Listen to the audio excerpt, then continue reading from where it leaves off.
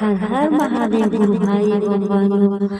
आज मैं बहुत ही प्यारा सा कथा सुना रही हूँ जो भगवान शिव कहते हैं गरीब से मुक्ति पाने के लिए तीन बात की कभी भी किसी को ना बताए। तो मैं कथा बहुत ही प्यारा सुनाऊंगा। अगर आपको कथा अच्छी लगी तो लाइक कीजिएगा और प्रतिभा भक्ति चैनल को सब्सक्राइब कीजिएगा। कमेंट में हर हर महादेव जरूर लिखिएगा। ये कथा बहुत ही ज्ञानवर्धक है और एक बार सुनने से सुनने मात्र से आपके जीवन में सुख संपत्ति और धन की वर्षा होगी। तो चलिए कथा को प्रारंभ करते हैं। भगवान शिव माता पार्वती से कहते हैं यह तीन बातें मानव को कभी भी किसी को नहीं बताना चाहिए। जो मानव यह तीन बातें नहीं बताते हैं वह जीवन में कभी भी गरीबी नहीं, उसके जीवन में कभी भी गरीबी नहीं आती है। फिर माता पार्वती कहती है हे प्राणनाथ, वह कौन सी तीन बातें हैं जिसे जान लेने से इंसान को कभी भी दुखों का सामना नहीं करना पड़ेगा। फिर भगवान शिव कहते हैं हे देवी, आज मैं पृथ्वी लोक पर एक सन्यासी का रूप धारण करके यह तीन बातें बताने जा रहा हूँ। कृपया आप इस बात को ध्यान से सुने। अगर आप यह कहानी सुन रहे हैं तो पूरा सुने। इस कथा को आधा अधूरा नहीं छोड़ना चाहिए। आप पर भोलेनाथ की कृपा सदैव बनी रहे। भगवान शिव पृथ्वी लोक पर एक सन्यासी के रूप में आते हैं। आज की इस प्यारी सी कहानी की शुरुआत करते हैं। प्राचीन समय की बात है। एक नगर में एक धनवान व्यक्ति रहता था। उसके घर में किसी चीज की कोई कमी नहीं थी और उसका व्यापार बहुत अच्छा चल रहा था। उसकी पत्नी भी बहुत खुश रहती थी क्योंकि सेठ हर महीने उसके लिए नए नए गहने खरीदता था और उससे बहुत प्रसन्न रखता था। सेठ के घर के बगीचे में एक बट वृक्ष था। उस बट वृक्ष के नीचे सन्यासी अपना आसन बिछाकर ध्यान किया करते थे। सेठ और सेठानी दोनों सन्यासी की बहुत सेवा करते थे और उसकी देखभाल भी करते थे क्योंकि वह सन्यासी कई सालों से उस बट वृक्ष के में नीचे रह रहे थे। सेठ हर रोज सन्यासी को घर का भोजन कराते और सन्यासी भी उससे बहुत प्रेम करते थे। भगवान शिव जो सन्यासी थे वह बहुत खुश थे क्योंकि उसे किसी चीज की लिए कहीं नहीं जाना पड़ता था। सेठ और सेठानी हर रोज उनको स्वादिष्ट भोजन खिलाते थे। प्रिय सेठ श्रद्धालुओं, सेठ की पत्नी बहुत ही सरल और भोली स्वभाव की थी। उसकी आदत थी कि वह हर बात बाहर वालों को बता देती थी। एक दिन सेठ की पत्नी ने अपने पति से पूछा, पियाजी आपका व्यापार कैसा चल रहा है? आप कैसे इतना मुनाफा कमाते हो? अपनी पत्नी का ऐसा सवाल सुनकर सेठ ने सारी बात बता दी। सेठ ने कहा, मैं अनाज का धंधा करता हूँ। मैं चंचल चंबल की घाटी से अनाज खरीदता हूँ और उसे महंगे दामों में बेचता हूँ। प्रिय श्रद्धालुओं, अपने पति की यह बात जानकर सेठानी बहुत प्रसन्न हुई। उसने सोचा मेरे पति तो बहुत ही बुद्धिमान है। यह बात तो सारे नगर वालों को पता होनी चाहिए कि मेरे पति इतने बुद्धिमान हैं और इनका ज्यादा धन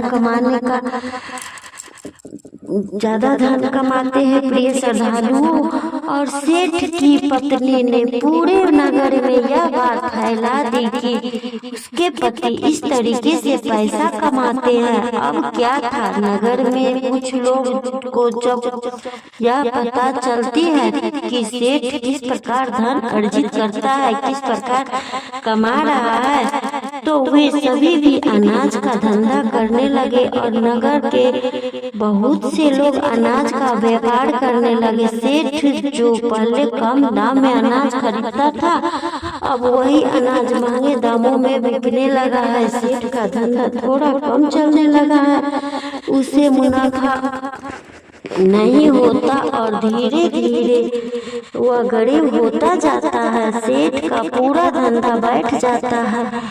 यह देखकर वह बहुत चिंतित और दुखी हो जाता है। प्रिय श्रद्धालुओं, एक दिन की बात है, सेठ अपने व्यापार से परेशान से तंग आकर बगीचे में बैठा था। तभी भगवान शिव जो सन्यासी थे वह वहाँ आते और कहते हैं, सेठ जी क्या बात है, आज आप कुछ परेशान लग रहे हैं। तब सेठ बताता है, हे संत महात्मा, मेरा व्यापार बहुत मंदा चल रहा है, मुनाफा बहुत कम हो रहा है। नगर में बहुत से लोगों ने अनाज का धंधा शुरू कर दिया है, जिससे मेरा धंधा बैठता जा रहा है। भगवान शिव ने जो सन्यासी थे सेठ की बातें सुनकर कहते हैं, सेठ जी क्या आपने किसी की बताया था, यह बात किसी को बताया था कि आप किस प्रकार अपना धन अर्जित करते हैं और व्यापार आपका अच्छा चलता है, किस प्रकार आप अपने जीविका धंधा चलाते हैं। तब सेठ कहते हैं, हाँ संत महात्मा जी, मैंने अपने पति को सारी बात बताई थी। वह मुझसे पूछ रही थी कि आप इतना धन कैसे कमाते हैं। तब मैंने उसे बताया था कि मैं अनाज का व्यापार करके धन अर्जित करता हूँ, सस्ते दामों में लाकर और महंगे दामों में बेचता हूँ।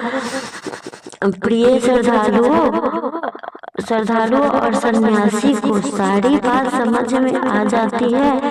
सन्यासी कहते हैं, सेठ जी आपने बहुत बड़ी गलती कर दी, आपको सेठानी जी को से यह बातें नहीं करनी चाहिए थी। आज मैं आपको एक कहानी सुनाता हूँ और इस कहानी के माध्यम से बताऊंगा कि चाहे कितने भी गरीब इंसान हो, यह 3 बातें कभी भी किसी को नहीं बतानी चाहिए। इससे गरीब आपके आसपास ही नहीं भटकेगी, आसपास भी नहीं भटकेगी। अब सन्यासी जी भगवान शिव थे, जो भगवान शिव थे वह अपनी कहानी प्रारंभ करते हैं। सन्यासी कहते हैं, सेठ जी एक समय की बात है, एक नगर में एक गरीब आदमी रहता था। वह इतना गरीब था कि अपने परिवार के लिए ठीक से भोजन भी नहीं जुटा पाता था। फिर सन्यासी कहते हैं, सेठ जी गरीबी मनुष्य के लिए अपमान बड़ा दुख था, बिना धन के घर चलाना बहुत मुश्किल था। फिर सन्यासी आगे कहते हैं, सेठ जी वह गरीब आदमी जैसे कैसे अपने घर वालों का पेट पाल रहा था, तब कभी उनका भोजन मिल जाता था तो कभी भूखे पेट सोना पड़ता था। एक दिन उस गरीब आदमी की पत्नी ने कहा, हमारे पास तो धन ही नहीं है, सुबह को खा ले तो शाम की उम्मीदें, और शाम का खा लिया तो सुबह की उम्मीद नहीं रहती है। फिर ऐसे कब तक चलेगा? मैं जैसे तैसे करके घर चला लूंगी, लेकिन आप धन कमाने के लिए प्रदेश चले जाइए। इस प्रकार से हमारा परिवार का गुजारा नहीं चलेगा। मनुष्य के पास चाहे जितना भी धन हो, लेकिन वह उसके पास कोई काम नहीं है तो वह बेकार होता है। अगर हम कुछ नहीं करेंगे तो अपने बच्चे को कैसे पालन करेंगे? इससे अच्छा है कि किसी की छोटी मोटी मजदूरी ही कर ले। अब पत्नी इसके बार कहने पर वह गरीब आदमी धन कमाने के लिए आसपास के गांव से घर से निकल पड़ा हुआ जंगलों के रास्ते से प्रदेश के लिए रवाना हुआ। चलते चलते वह जंगल में पहुंच गया। दूर की यात्रा तय करके जा रहा था। बेचारा थक चुका था तो उसने देखा कि आगे एक छायादार बरगद का पेड़ है। उस पेड़ पे लंबी लंबी शाखाएं थी, उसकी जड़ें जमीन को छू रही थी। शीतल छाया देखकर वह बेचारा गरीब आदमी उस पेड़ के नीचे बैठकर आराम करने लगा। सन्यासी आगे तब इस पर प्रिय सन्यासी आगे कहते हैं, वह गरीब आदमी बरगद के नीचे आराम से लेटा हुआ था। तभी उसके ने देखा कि कहीं से एक सांप आया और वह सांप पेड़ पर चढ़ गया। गरीब आदमी उस सांप को गौर से देख रहा था। सोचने लगा कि यह सांप इस बरगद पर क्यों चल रहा है और अब क्या करेगा। तभी उसने देखा कि उस पेड़ की डाल पर तोता और मैना का घोंसला था। घोंसले में तोता और मैना के बच्चे रखे हुए थे। सांप को देखकर तोता और मैना के बच्चे डर के मारे चिल्लाने लगे। वह गरीब आदमी देखते ही समझ गया कि यह दुष्ट सांप इस बच्चों को खाने आया है। सोचने लगा कि मैंने तो इन बच्चों को देख लिया है, अगर अब मैं नहीं बचाता हूँ तो मुझे बहुत बड़ा पाप लगेगा।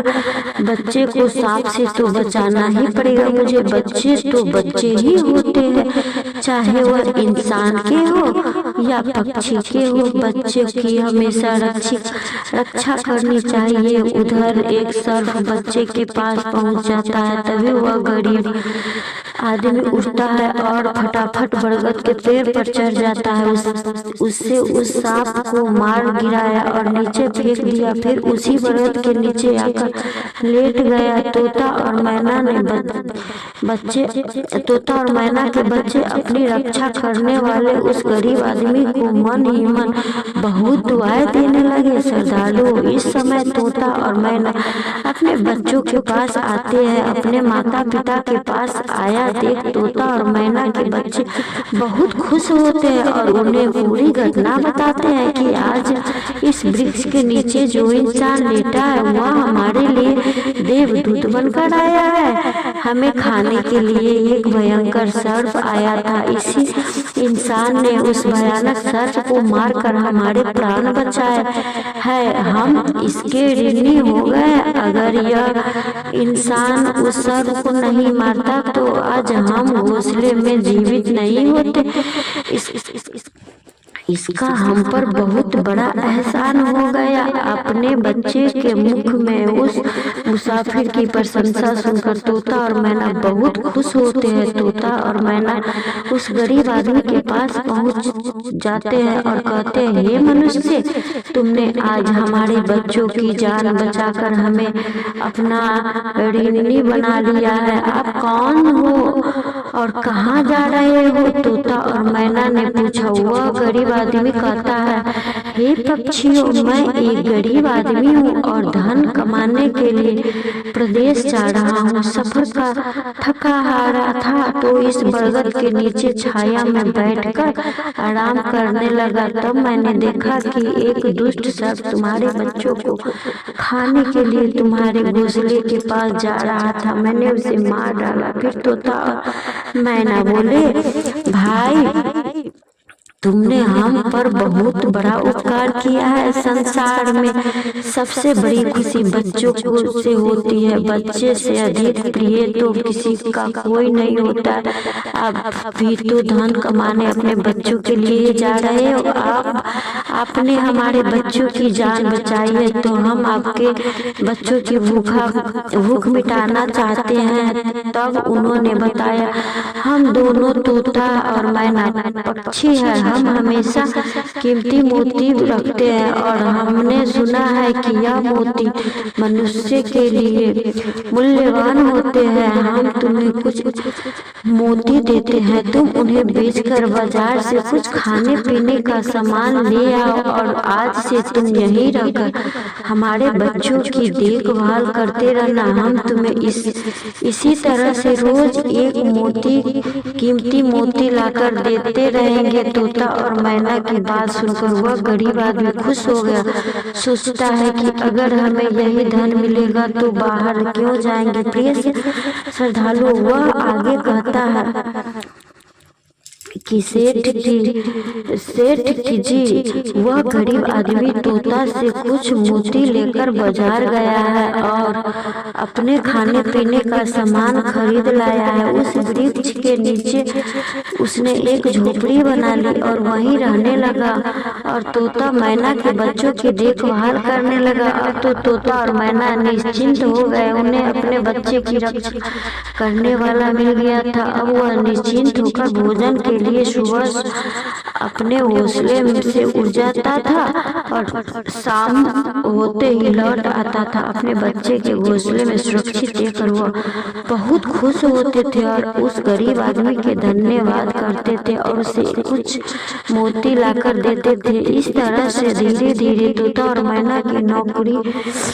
करते हुए उस गरीब व्यक्ति को 2 महीने बीत गए थे। इधर तोता और मैना के बच्चे भी बड़े हो गए। अब उस गरीब आदमी को अपनी पत्नी और बच्चों की याद आने लगी। एक दिन उसने तोता और मैना से कहा कि अब हम अपने घर जाना चाहते हैं, पता नहीं हमारी पत्नी और बच्चे कैसे हैं। तब तोता और मैना बोले, हे भाई, अब तुम निश्चिंत होकर अपने घर जाओ और अपने बच्चों के साथ रहो। हमारे बच्चे भी अब उड़ने के काबिल हो गए हैं, अब कोई भय नहीं है। तुम अपनी पत्नी और बच्चों को देखो, कभी तुम्हें हमसे मिलने का मन हो तो इसी स्थान पर आ जाना। श्रद्धालु, इतना कहकर तोता और मैना उस गरीब आदमी को ढेर सारे मोती देते हैं। अब वह गरीब व्यक्ति उन मोतियों को अपने साथ लेकर अपने घर पहुंच जाता है। उसने वह मोती अपने पत्नी को दिखाए तो उसकी पत्नी बहुत प्रसन्न हुई। उसने पूछा, पतिदेव, तुम यह कीमती मोती कहाँ से लेकर आए हो? तब उस आदमी ने बताया, हे प्यारी, मैं बीते 2 महीने से एक तोता और मैना की नौकरी कर रहा था। उन्होंने मुझे यह कीमती मोती दिए हैं। यह मोती बहुत कीमती और अनमोल है। इन्हें बेचकर हम अपने अपने परिवार और बच्चों की देखभाल करेंगे और घर बड़ा बनाएंगे। अपने बच्चों को अच्छे वस्त्र लाकर देंगे और तुम्हारे लिए नए नए गहने जेवर लाकर देंगे। हे प्रिय, भगवान शिव सन्यासी के रूप में करते हैं। सेठ जी, अब वह आदमी उन मोतियों को बेचकर बाजार से अपने घर का सारा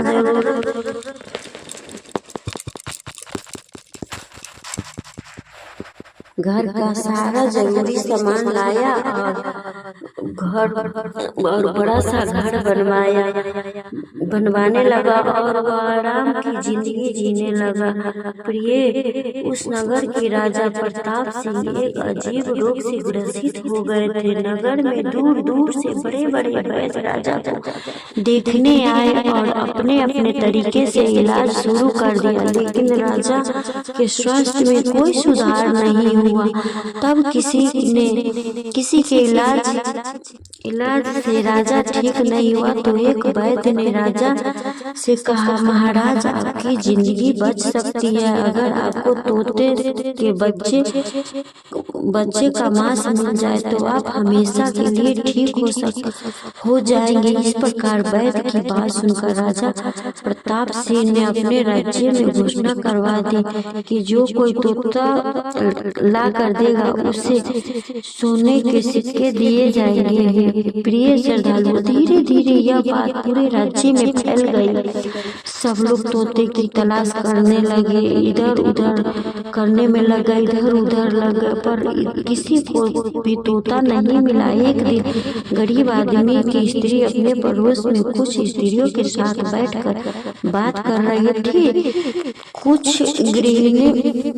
गृहिणी की बातें हो रही थी, तो बातों में तोते की चर्चा छिड़ गई। एक स्त्री बोली, बहन, क्या तुम्हें पता है राजा साहब ने तोता का बच्चा लाने का आदेश दिया है। तोता लाने का कोई आसान काम नहीं, तोता लाना कोई आसान काम नहीं है। यह बात जब गरीब आदमी की पत्नी सुनी तो वह सुना कि राजा साहब बीमार है और उन्हें घोषणा की है कि जो कोई भी उन्हें तोता का बच्चा ला कर देगा उसे सोने के सिक्के में माला माल कर देंगे। यह सुनकर उस गरीब आदमी की पत्नी ने कहा, अरे बहन, तोता लाना कौन सी बड़ी बात है। यह मेरे पति तो 2 महीने तोता और मैना की नौकरी करके आए हैं, वो एक नहीं कई तोता ला सकते हैं। इतना कहने के बाद वह अपने घर चली गई। नगर की स्त्रियों ने उसकी बात सुनी और अपने पतियों से बताई। धीरे धीरे यह बात पूरे नगर में फैल गई। राजा ने भी सुना कि उसके राज्य में एक व्यक्ति है जो तोता और मैना के पास नौकरी करके आया है। राजा ने अपने सैनिकों को आदेश दिया कि उस आदमी को पकड़ कर लाओ और उससे कहो कि वह तोता का बच्चा लाकर दे। राजा ने कहा, इसके बदले हम तुम्हें मुंह मांगा इनाम देंगे। यह सुनकर वह आदमी घबरा गया और बोला, महाराज, आप मेरे प्राण ले लो, पर मैं आपको तोता का बच्चा लाकर नहीं दे सकता। मैंने तो उनकी जान बचाई थी। एक राक्षस कैसे एक रक्षक कैसे कर सकता है। उसके इनकार करने पर राजा प्रताप सिंह बहुत नाराज हुए और बोले, अगर तुमने हमारी बात नहीं मानी और तुमने तोता का बच्चा लाकर नहीं दिया तो अब तुम्हारी पत्नी और बच्चे को मरवा देंगे। हम प्रिय सदारू। फिर भगवान शिव सन्यासी रूपी में जो कहते हैं कि मनुष्य सबसे ज्यादा कमजोर जब पड़ता है तब जब उसके बच्चे की सुरक्षा की बात आती है। ऐसे में वह कुछ भी करने को मजबूर हो जाता है। राजा की बात सुनकर वह गरीब आदमी बहुत घबरा गया। उसने सोचा कि अब मुझे किसी भी तरह तोता का बच्चा लाकर राजा को देना ही होगा। वह घर आया और अपने पत्नी को डांटने लगा, तुमने यह क्या कर दिया। तुम्हें बिल्कुल भी समझ नहीं है हम क्या करते हैं और कहाँ जाते हैं। तूने यह बातें नगर की स्त्रियों को क्यों कही। धीरे धीरे यह बातें राजा तक पहुँचा। अब बताओ मैं क्या करूं। जिस तोता और मैना के बच्चे को हमने खाने को भोजन, रहने को नया घर और पहनने के लिए अच्छे वस्त्र दिए, उनके बच्चों को मैंने रक्षा की, उसके साथ गद्दारी कैसे कर सकता हूँ। और तुमने यह बातें उन महिलाओं को बताकर बहुत बड़ी भूल की है। वह व्यक्ति कहता है कि प्रिय, अपने घर की कुछ बातों दूसरों को कभी नहीं बतानी चाहिए। पहली बात है आपके घर में कितना धन और आपकी कमाई का स्रोत क्या है, यह बातें दूसरे से कभी नहीं बतानी चाहिए। दूसरी बातें, घर में आपसी प्रेम की बातें, पति पत्नी की प्रेम की बातें बाहर वालों को सामने नहीं करनी चाहिए। तीसरी बात, आपसी लड़ाई झगड़ा मतभेद मान अपमान की बातें कभी दूसरों के सामने नहीं करनी चाहिए, वरना लोग हमारी गुप्त बातें जानकर हमारी कमजोरी को समझकर हमारा फायदा उठाते हैं। चौथी बात, अपनी कमजोरी दूसरे के सामने ना बताए और अपनी उन्नति का राज किसी को ना बताए। जिन बातों को कहने से आपके परिवार पर दुख आ सकता है वह बातें कभी बाहर नहीं करनी चाहिए, खासकर उन बातों को जो अपनी स्त्री से ना कहे। जिन बातों से घर की मान प्रतिष्ठा नष्ट होती है, परिवार पर संकट आता हो, किसी की जान जाती है, परिवार में फूट पड़ती हो, या आपके रिश्ते खराब होते हो, क्योंकि कहते हैं कि स्त्रियों के पेट में इस तरह की बातें पचती नहीं है।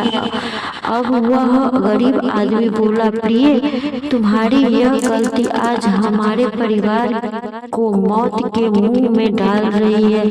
यदि तुमने इस बात को छुपा लिया होता तो आज हम निर्भय होकर अपने घर में आनंद की जिंदगी जी रहे होते। तब राजा की आज्ञा है तो तोता का बच्चा लाकर राजा को देना ही पड़ेगा, लेकिन ऐसा करने से मैं पापी कहलाऊंगा। जिन बच्चों को मैंने इतने दिन देखभाल की, जिन्हें मैंने मरने से बचाया, अब मैं उन्हें किस प्रकार मौत के मुंह में डाल सकता हूँ। पत्नी कहने लगी, पतिदेव, आप जो भी हो, लेकिन हमें अपने बच्चों की जिंदगी बचाना है तो आपको यह पाप करना ही पड़ेगा। प्रिय, अब तो बड़ा ही लाचार होता है। वह गरीब आदमी जंगल की ओर चल पड़ा। वह जंगल में तोता के बच्चों को देखभाल करता था। उधर तब तोता और मैना और उसके बच्चे उस गरीब आदमी को अपने पास आता हुआ देखा तो वह बड़े खुशी होने लगा। अपने बच्चे को अत्यंत खुश देखकर तोता और मैना कहने लगे, अरे बच्चों, तुम इतने खुश क्यों हो रहे हो? वह तुमसे ही किसी एक को लेने आ रहा है। तुम में से कौन है जो आज उसके साथ जाकर उसकी और उसके बच्चे की जान बचाएगा? फिर तोता कहता है कि बच्चों, लेकिन एक बात याद रखना, वह तभी लौट कर नहीं जाएगा, वह राजा का भोजन बन जाएगा। तब तोता के बच्चे ने पूछा कि आप ऐसे क्यों कह रहे हो? तो तोता कहता है कि बच्चों, यहाँ का राजा बीमार पड़ गया है और वैद्य ने कहा है तोता के बच्चे का मांस खाने से उस राजा का बीमारी ठीक होगा, इसलिए तुम में से किसी एक को वह लेने के लिए आया है। यदि तुम में से कोई उसके साथ जाने के लिए तैयार हो तो जा सकता है। तभी उसमें से एक बच्चा कहने लगा, हे माता पिता, आप उस आदमी ने ही हम सबकी जिंदगी बचाई है और आज वह आदमी बहुत बड़ी मुसीबत में है। ऐसे में हमें भी उसकी मदद करनी चाहिए। हमारी जान क्यों ही क्यों न जाए, लेकिन हम उसके साथ जरूर जाएंगे। उधर वह आदमी उस बरगद के पेड़ उसके नीचे आता है और तोता मैना से अपना दुख बताता है। तब तोता मैना कहते हैं, हे भाई, तुम चिंता ना करो, हमारे बच्चे तुम्हारे साथ जाने के लिए तैयार है। तुम इनमें से किसी एक को ले जाओ। श्रद्धालु अब वह गरीब आदमी में से एक तोता के बच्चों को लेकर लौट जाता है और राजा को जाकर देता है। राजा उस तोते के बच्चों को एक पिंजरे में बंद करता है और अपने नौकर को रखने के लिए कहता है। राजा कहता है कि हम इसे सुबह निकालेंगे और फिर इसके मांस को खा जाएंगे। प्रिया से तो अब क्या होगा? प्रिया, अब क्या होगा कि राजा प्रताप सिंह का एक बेटा था जो पशु पक्षियों को बहुत प्रेम करता था। उसे यह नहीं पता था कि वह तोता उसके पिता के खाने के लिए लाया गया है। वह अपने मित्रों के साथ उसी जगह खेल रहा था जहां तोते को बच्चा पिंजरे में कैद था। राजकुमार ने जब वह सुंदर तोते को पिंजरे में बंद देखा तो वह उसके साथ खेलने लगा। तभी राजकुमार का एक मित्र कहता है, मित्र, तुम इस पक्षी को बाहर निकालो, यह कितना सुंदर तोता है, पिंजरे में इसका रहना बिल्कुल सही नहीं है, हम इसे आजाद कर देंगे। अपने मित्रों की बातें सुनने के बाद राजकुमार ने उस तोते को बच्चे को पिंजरे से बाहर निकाल देता है। जैसे ही वह पिंजरा से खोला, तोता का बच्चा आकाश में उड़ जाता है। धीरे धीरे यह बात राजा तक पहुंचती है। उस आपस में राजकुमार ने उसे तोते को छोड़ दिया। अब आपके प्राण बचाना बहुत ही मुश्किल है। यह सुनकर राजा को बहुत गुस्सा आया। उन्होंने तुरंत राजकुमार को बुलाया और गुस्से में कहा, अरे नादान पुत्र, तूने उस तोते को बच्चों को क्यों छोड़ दिया? राजकुमार घबरा गया और बोला, पिताजी, मुझे क्या पता था कि वह उड़ जाएगा। मैं तो उसके साथ खेलना चाहता था। अपने पुत्र की आवाज सुनकर राजा और भी गुस्सा आया। उन्होंने उसे नगर से निकालने का आदेश दे दिया। प्रिय श्रद्धालु, अब राजा के सैनिक राजकुमार को नगर से सीमा से बाहर छोड़ देते। उधर वह तोता का बच्चा अपने माता पिता के पास पहुंचता है और उन्हें सारी बात बताता है कि राजा के बेटे ने उसे जज्बात कर दिया है। तोता और मैना ने जब बच्चे को देखा तो कहा, पुत्र, राजा के बेटे ने तुम्हें तो आजाद कर दिया, लेकिन वह खुद संकट में फंस गया है। उसके दुष्ट पिता ने उसे नगर से बाहर निकाल दिया है। अब उसकी जिंदगी की जिम्मेदारी तुम्हारी ऊपर है। तुम जाओ और उसकी मदद करो। प्रिय श्रद्धालु, तोता राजकुमार की मदद करने के लिए उसके पास पहुंच जाता है। राजकुमार उसे देखते ही पहचान लेता है। वह तो वही पक्षी है जिसे मैंने पिंजरे से आजाद किया था। राजकुमार कहता है, तुम्हारी वजह से मुझे मेरे पिता ने नगर से निकलवा दिया। अब तुम ही बताओ मैं क्या करूं, कहाँ जाऊं? तोता कहता है, मित्र, तुम चिंता मत करो, तुमने मेरी जान बचाई थी, इसलिए मैं तुम्हारी मदद करने आया हूँ। तुमने मेरी जान बचाई थी, इसलिए मैं तुम्हारी मदद करने आया हूँ। दुख सुख में अब मैं तुम्हारे साथ हूँ। अब राजकुमार खुश हो जाते हैं क्योंकि उसे कम से कम एक साथी तो मिल ही गया था। अब तोता और राजकुमार दोनों एक दूसरे के नगर में घूमने लगे। चलते चलते भी दोनों एक सुंदर बगीचे में पहुंच जाते हैं। उस बगीचे में वहां का राजा की पुत्री भी अपनी सहेलियों के साथ घूमने आया करती थी। उस राज्य के राजा की कन्या का नाम रूपमती था। राजकुमारी रूपमती बहुत ही सुंदर और उसकी खूबसूरती की चर्चा पूरे नगर में होती थी। राजकुमार और तोता उस बगीचे में बैठे हुए थे। तभी वहां राजा की कन्या रूपमती अपनी सहेलियों के साथ बगीचे में घूमने आती है। राजकुमारी को देखकर राजकुमार वृक्ष के पीछे छुप जाता है और तोता राजकुमारी के सामने पहुंच जाता है। राजकुमारी उस सुंदर तोता को देखकर मोहित हो जाती है। वह उसे पकड़ना चाहती है, लेकिन तोता उसके पकड़ में नहीं आता। वहाँ राजकुमारी रूपमती को सुंदरता पर मोहित हो जाता है। प्रिय कुछ समय बगीचे में टहलने के बाद राजकुमारी अपने महल में लौट आती है। राजकुमार पूरे तरह से राजकुमारी पर मोहित हो गया था। अब तो उसे एक पल भी अच्छा नहीं लग रहा था। तब तोता ने कहा, मित्र, तुम चिंता मत करो, तुम जिसे चाहते हो मैं तुम्हें उसे मिलवा दूंगा। राजकुमार बोला, मित्र, तुम मुझे किसी भी तरह उसे राजकुमारी से मिला दो, मैं उसके बिना अब रह नहीं पाऊंगा। तोता बोला, मित्र, तुम मुझ पर भरोसा रखो, मैं पता लगा कर आता हूँ कि राजकुमारी कहाँ रहती है और तुम उसे कैसे मिल सकते हो। अब तोता राजकुमारी रूपमती के पास जाता है। राजकुमारी के महल में चारों तरफ सैनिक तैनात थे, लेकिन तोता उड़ता हुआ ऊपर से जाता है और राजकुमारी के कक्ष में जाकर बैठ जाता है। तो तोता वहां से सब नजारा देख रहा था और सारी बात आकर राजकुमार को बताता है कि राजमहल में जाकर राजकुमारी से मिलना बहुत मुश्किल है। तोता कहता है, तुम एक काम करो, अपना रुमाल मुझे दे दो, मैं तुम्हारा रुमाल आज राजकुमारी के पास पहुंचा दूंगा और उसकी चुनरी ले आऊंगा। प्रिय श्रद्धालु, अब रात में तोता राजकुमार का रुमाल लेकर राजकुमारी के पास रख आता है और राजकुमारी का चुनरी साथ ले आता है। सुबह जब राजकुमारी रूपमती जागती है तो देखती है कि उसकी चुनरी गायब है और उसके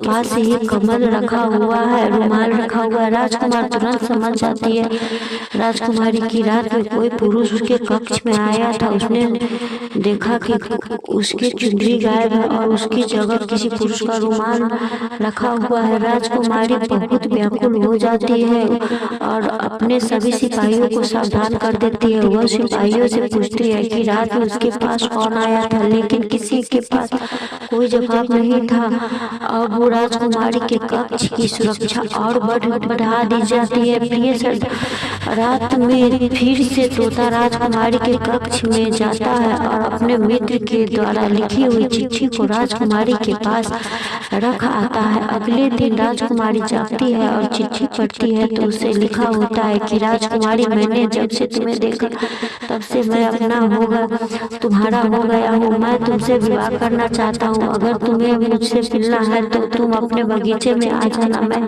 तुम्हें वहाँ मिल जाऊंगा। अब राजकुमारी अपनी सहेलियों को लेकर बगीचे में जाती है, लेकिन वहाँ उसे कोई पुरुष नहीं नजर आता। वहाँ तो सिर्फ वही तोता घूम रहा होता है जिसे उसने उस दिन देखा था। तोता राजकुमारी से कहता है, राजकुमारी, तुम जिसे देख रही हो मैं तुम्हें उनसे मिला सकता हूँ, लेकिन पहले तुम मुझे वचन दो कि तुम यह बात अपने पिता तक नहीं कहोगी और मेरे मित्र को बंदी नहीं बनाओगी। राजकुमारी ने वचन दिया कि वह उसे बंदी नहीं बनाएगी। मुझे उससे मिलवाओ, मैं भी देखना चाहती हूँ कि वह कौन है जो इतनी सख्त पहरे के बावजूद भी मेरे कक्ष में पहुँच गया। तब तोता अपने मित्र राजकुमार को बुलाया। श्रद्धालु राजकुमार भी देखने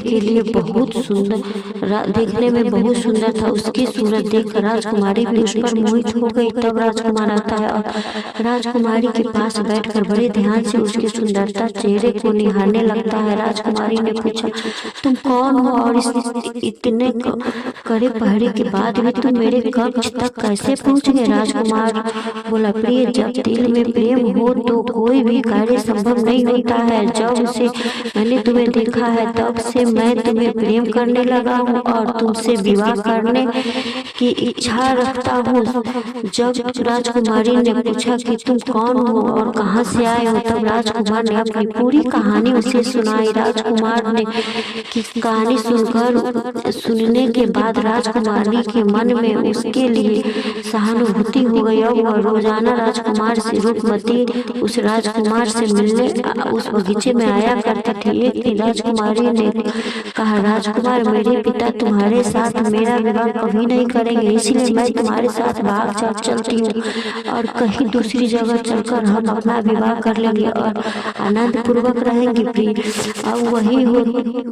अब वही होता है। राजकुमारी उस राजकुमार के साथ घोड़े पर सवार होकर भाग जाती है और काफी दूर जाने के बाद एक झोपड़ी बनाते हैं और विवाह करके दोनों साथ रहने लगते हैं। दोनों को रहते रहते बहुत समय बीत जाता है और वह तोता भी उन्हीं के साथ रहता है। प्रिय श्रद्धालु, भगवान शिव रूपी सन्यासी कहते हैं, सेठ जी, उस राजकुमार की झोपड़ी में किसी तरह से आग लग जाती है और उसी आग को बुझाने के चक्कर में उस तोता का भी पंख जल जाता है। तब तोता ने कहा, देखो मित्र, अब आप अपने घर चले जाओ। अब आपके पिता का गुस्सा भी शांत हो चुका होगा। अब आपके पिता आपसे कुछ नहीं कहेंगे।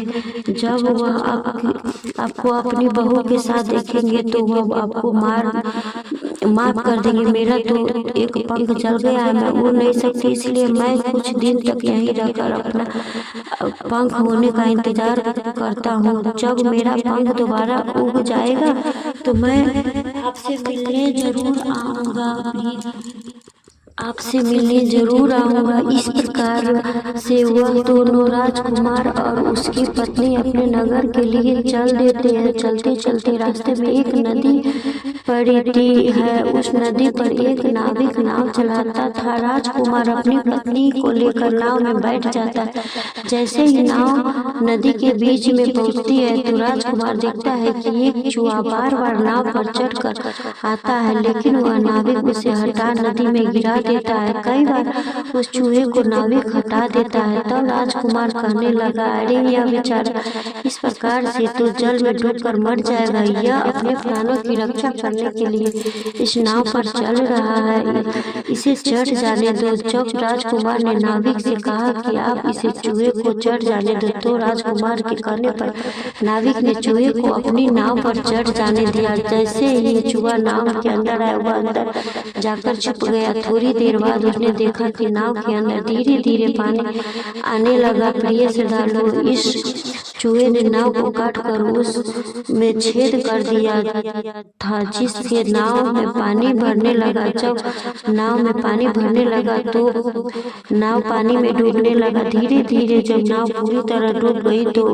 इस समय राजकुमार और राजकुमारी बहने लगी। पानी उनके बहने से राजकुमार बहुत दूर पहुंच गया और राजकुमारी भी उसी पानी में बहती हुई राजा के बगीचे में जा पहुंची। बगीचे में रहने वाला माली जब राजकुमारी को बेहोश अवस्था में नदी के किनारे पड़ा देखता है तो वह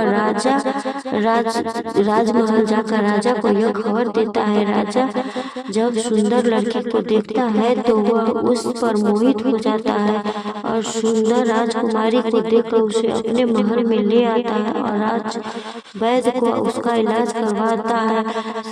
कुछ दिन बीतने के बाद वह राजकुमारी बिल्कुल ठीक हो जाती है। तो एक दिन वह देखती है कि राजा उसके करीब खड़ा है। राजा ने पहले तो राजकुमारी रूपवती के चेहरे को निहार रखा था, अब वह राजकुमारी से विवाह करना चाहता था।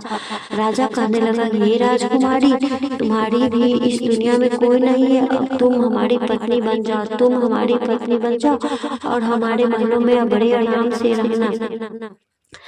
राजकुमारी रूपमती बहुत ही बुद्धिमान थी। उसने अपने मन की विचार किया कि यदि वह इस समय राजा के विवाह करने से मना करती है तो राजा उसके साथ जबरदस्ती करेगा। इसीलिए उसने राजा से कुछ दिनों के लिए दिन का समय मांग लिया। रूपमती बोली, राजा साहब थोड़े दिन ठहर जाओ, उसके बाद मैं तुमसे विवाह कर लूंगी। अब वह इस राजा के महल में रहने लगी और गरीब असहाय लोगों को भोजन करवाने लगी।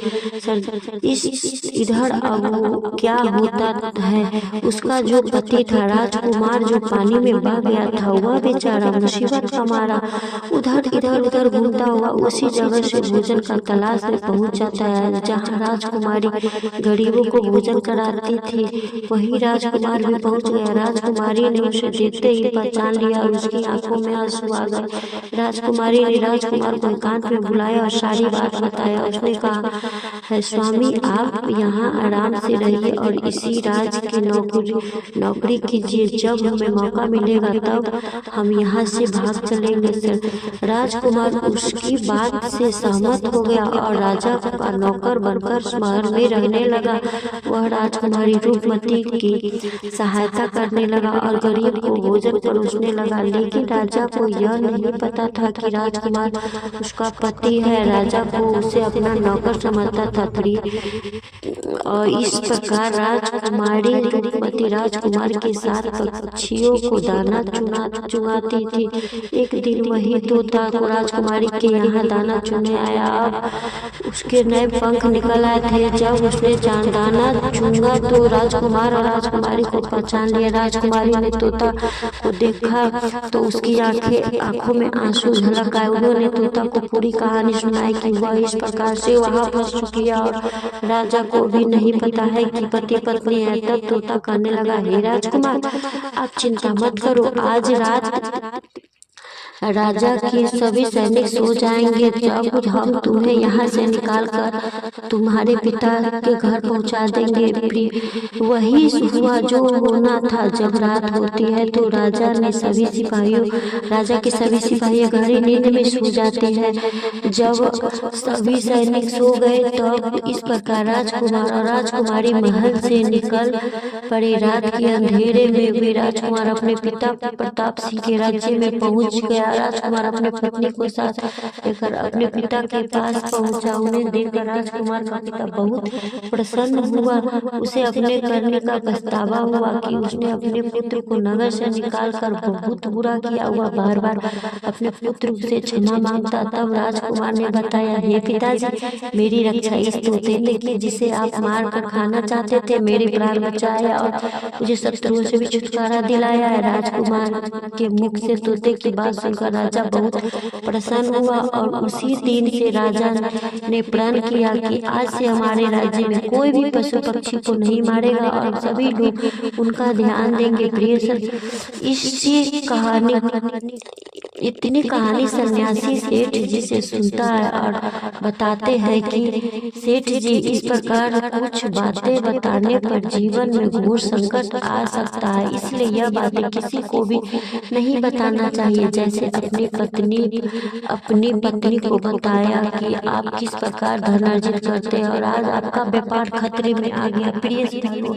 उसे अपनी गलती का एहसास होता है और वह अपनी गलती को सुधारने का प्रयास करता है।